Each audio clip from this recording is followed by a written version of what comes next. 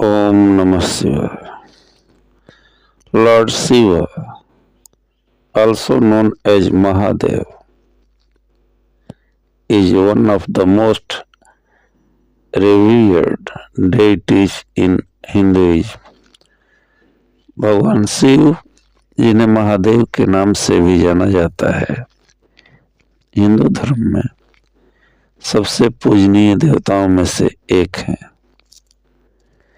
He is known as the destroyer in the Holy Trinity Trimurti, which includes Brahma, the creator, and Vishnu, the preserver. उन्हें पवित्र त्रिमूर्ति ब्रह्मा, विष्णु और महेश में संहारकर्ता के रूप में जाना जाता है, जिसमें ब्रह्मा सृष्टिकर्ता और विष्णु पालनकर्ता भी शामिल हैं। Shiva is often depicted as a meditative yogi adorned with a snake around his neck, the crescent moon on his head, and the sacred river Ganga flowing from his matted hair. Shiv को अक्सर एक ध्यान मग्न योगी के रूप में दर्शाया जाता है, जिनके गले में सर्प लिपटा होता है, सिर पर अर्धचंद्र होता है और उनकी जटाओं से पवित्र गंगा प्रवाहित होती है। His divine consort is Goddess Parvati. His divine consort is Goddess Parvati, and their children are Lord Ganesha and Lord Kartikeya. उनकी दिव्य पत्नी देवी पार्वती हैं और उनके पुत्र भगवान गणेश तथा भगवान कार्तिकेय हैं। The story of Lord Shiva, भगवान शिव की कहानी में जिक्र है कि द बर्थ ऑफ शिवा, भगवान शिव का जन्म कैसे हुआ। According to some legends, Shiva is timeless and self created. कुछ कथाओं के अनुसार शिव अनादि और स्वयंभू है। He is beyond his birth and death, existing as an eternal force of the universe. वे जन्म और मृत्यु से परे हैं और ब्रह्मांड की शाश्वत शक्ति के रूप में मौजूद है। Some Purans mention that he emerged from the cosmic energy before creation began. कुछ पुराणों में उल्लेख है कि वे सृष्टि की शुरुआत से पहले ही ब्रह्मांडीय ऊर्जा से प्रकट हुए थे। The story of Neelkanth, the savior of the universe. Neelkanth की कहानी है ब्रह्मांड के रक्षक के रूप में। During the churning of the ocean, यानी समुद्र मंथन, by the gods Dev and demons असुर, a deadly poison called हलाहल emerged. जब देवताओं और दानवों ने समुद्र मंथन किया तो एक घातक विष निकला जिसे हलाहल कहा जाता है, वो भी उत्पन्न हुआ। This poison was so powerful that it could destroy the entire universe. यह विष इतना शक्तिशाली था कि यह पूरे ब्रह्मांड को नष्ट कर सकता था।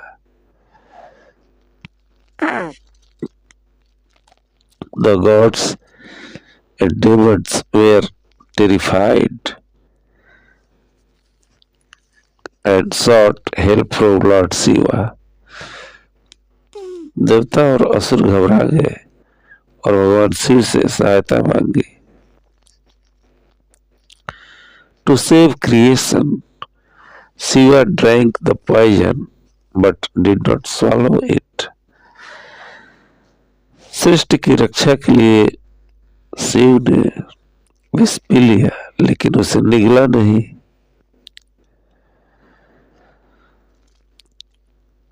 Instead,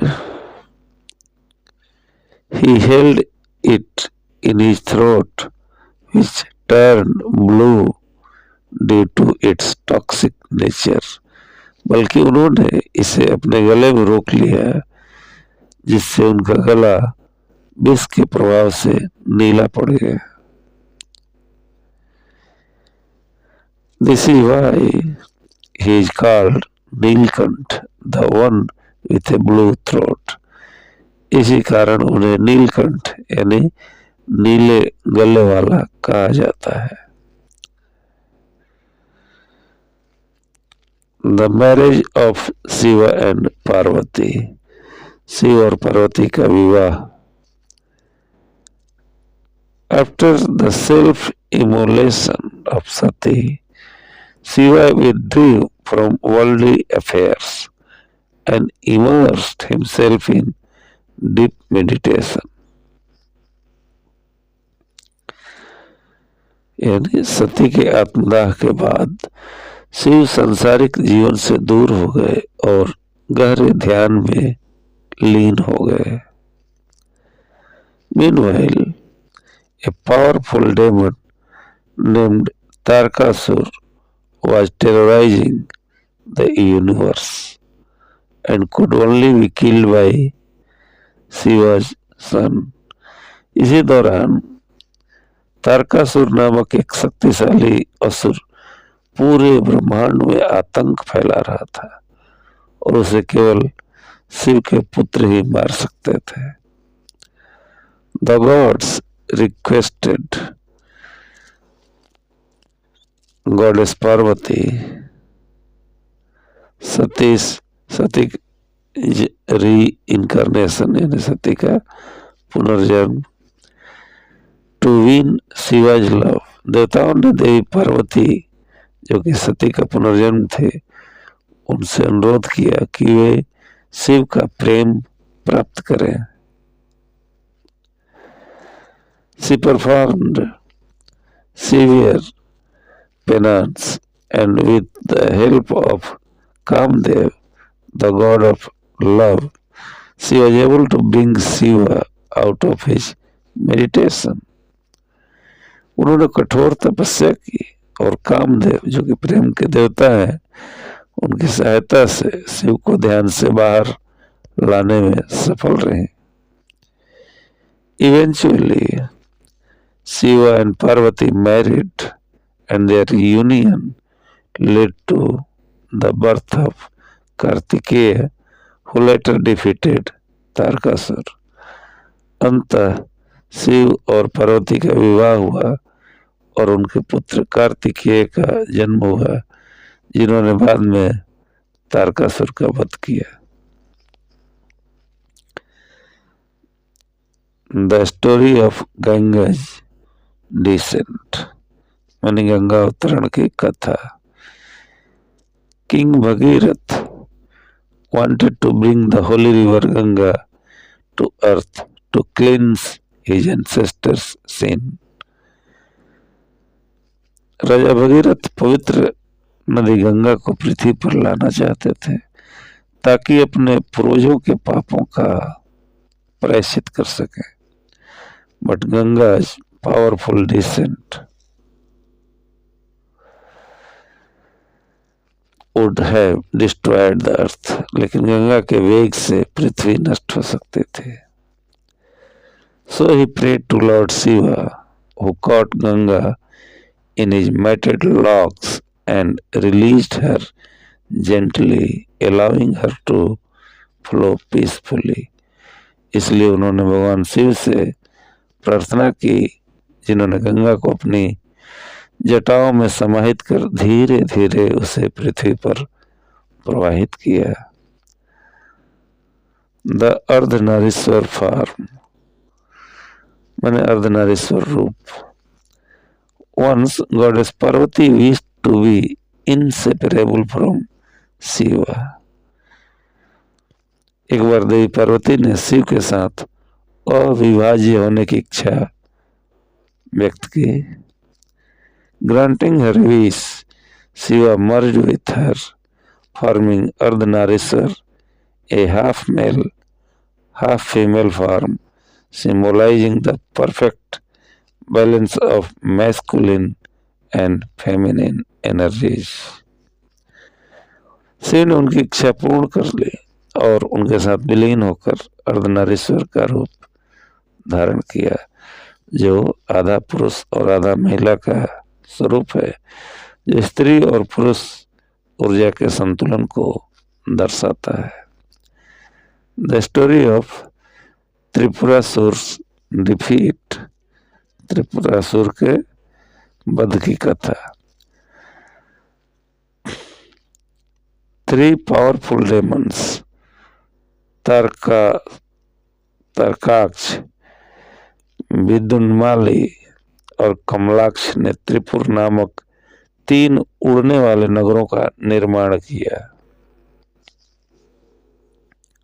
यानी 3 powerful demons Tarakaksha, Vidyunmali and Kamalaksh created 3 floating cities called Tripura.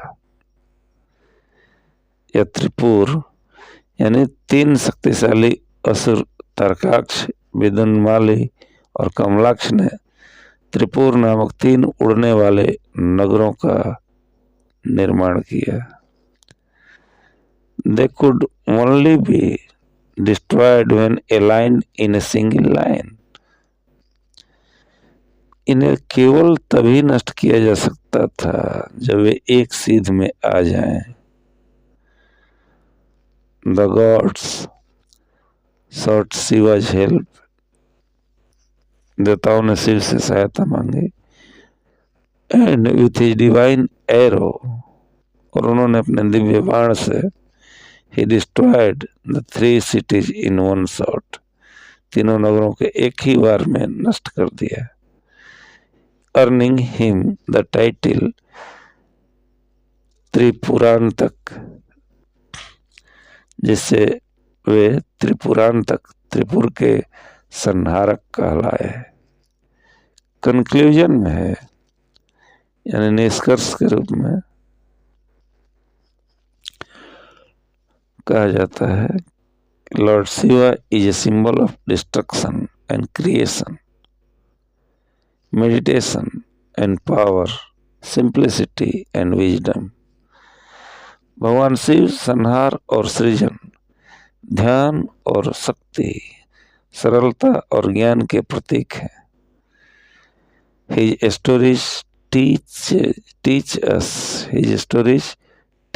us about devotion, courage and the balance of life. उनकी कथाएं हमें भक्ति, साहस और जीवन के संतुलन का पाठ पढ़ाती.